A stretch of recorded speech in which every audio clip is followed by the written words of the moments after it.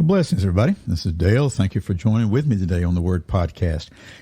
We are in Revelation, in the 4th chapter of Revelation. We read the whole chapter a couple episodes ago.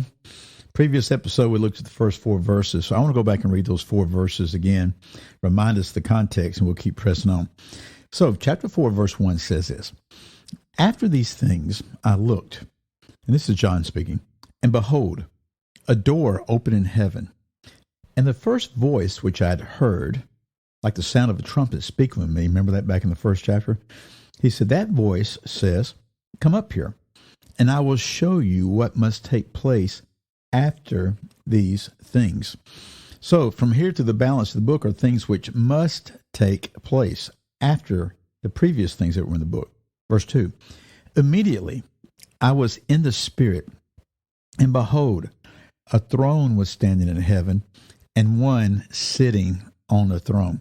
Now, we've talked about this a couple times, but, thoughts keep crossing my mind. That whole in the Spirit. How does that happen? Immediately, I was in the Spirit. And it's the kind of thing that we can't necessarily just say, okay, I think I'm going to get in the Spirit right now. But maybe. Okay, we are told not to quench the Spirit. We can definitely do things that will quench the Spirit. We can definitely do things which will bring us into closer relationship with Father, Son, and Spirit. We can give thanks. We can worship. We can pray. We can read the Word. We can meditate upon the Word. We can call upon the name of the Lord and say, Lord, I'm here. Spirit, come. All these things. But right here it says, immediately he was in the Spirit. Well, he looked and he saw these things already. So he's already seeing things within the spirit realm somehow. And then immediately he's in the Spirit, and behold, he sees this whole scene. And so my word of encouragement for us is to live in such a way that we're not quenching the Spirit, to live in a way to where perhaps the Lord might want to release the power of his Spirit within us in some form of fashion like this, to where we will behold such things. Who knows? So he sees a throne standing in heaven and one sitting on the throne. Verse 3, and he who was sitting was like a jasper stone and a sardius in appearance. And there was a rainbow or a halo around the throne like an emerald in appearance.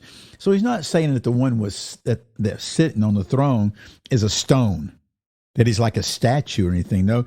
He's saying that he's translucent. It's what that jasper is, like a stone that's translucent. Light can pass through it to some degree.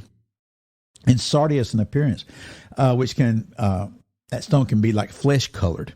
Verse 4, around the throne were 24 thrones, and upon the thrones I saw 24 elders sitting, clothed in white garments, and golden crowns on their heads. So here you have 24 thrones.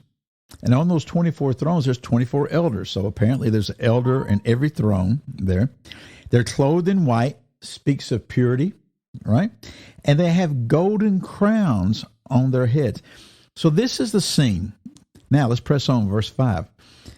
Out from the throne, from where?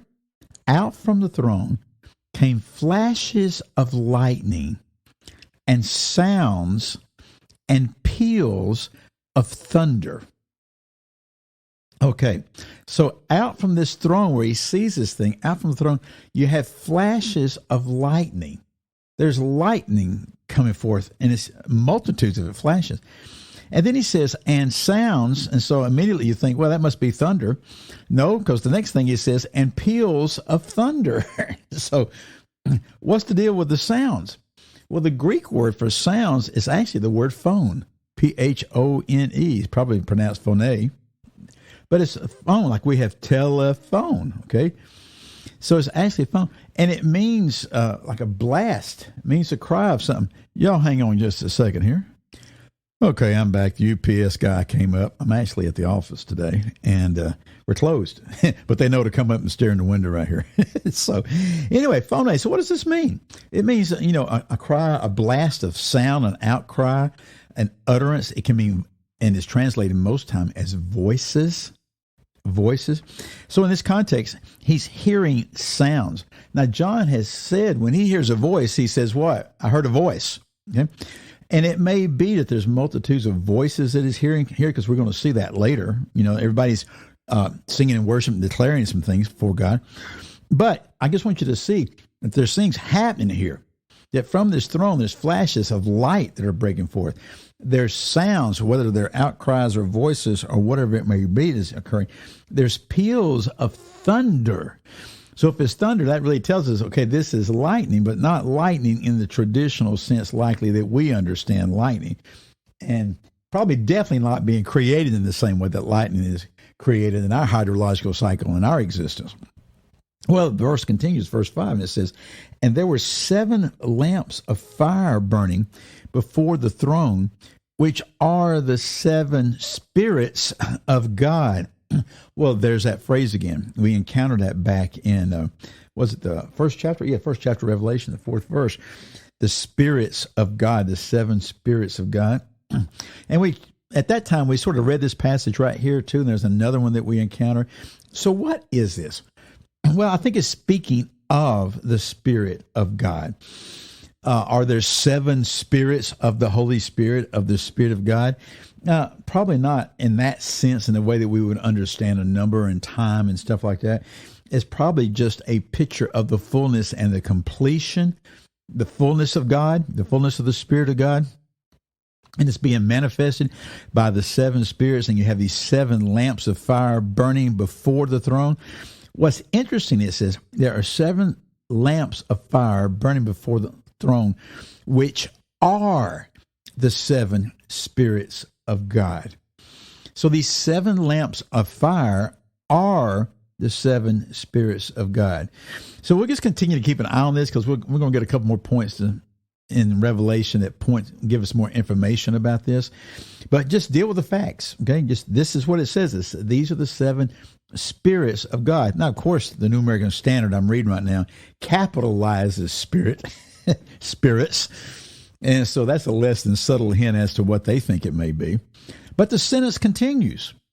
And before the throne, this is verse 6, and before the throne, something like a sea of glass. Now, we're about to see this like a kind of thing a couple times here.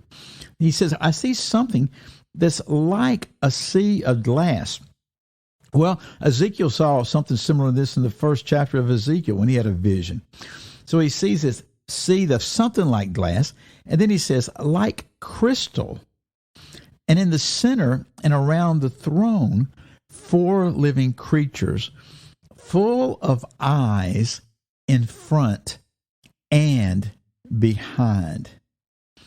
Yeah, it gets sort of strange, does it not? And a lot of what we see in these throne room scenes in Ezekiel, here in Revelation, a lot of the things that the prophets would see were unusual and things that we don't normally see day in and day out in our corporeal existence. But just pay attention to how John's describing things. He says, I see this throne. There's flashes of lightning and thunder. There's sounds. There's 7 lamps of fire, but he interprets it. He says, these are the 7 spirits of God that he mentioned earlier. These 7 lamps of fire are. And he says, and before the throne, in other words, in front of the throne here, there's something like a sea of glass, and it's like crystal. And in the center of the throne and around the throne are 4 living creatures. And these 4 living creatures are full of eyes in front and behind. Well, in front of, behind, well, why? Well, apparently in front of their bodies and behind their bodies, there's eyes everywhere. That actually gets verified in a couple more verses. So as we continue to read through this and listen through this, just pay attention to the details. Don't get too distracted trying to interpret and go, what does this mean? What does this mean? Just look to see what it says, and then we'll see what the Lord reveals to us as we go, okay? Again, I'm Dale. Thank you for your time. I'll see you on the next episode. Goodbye.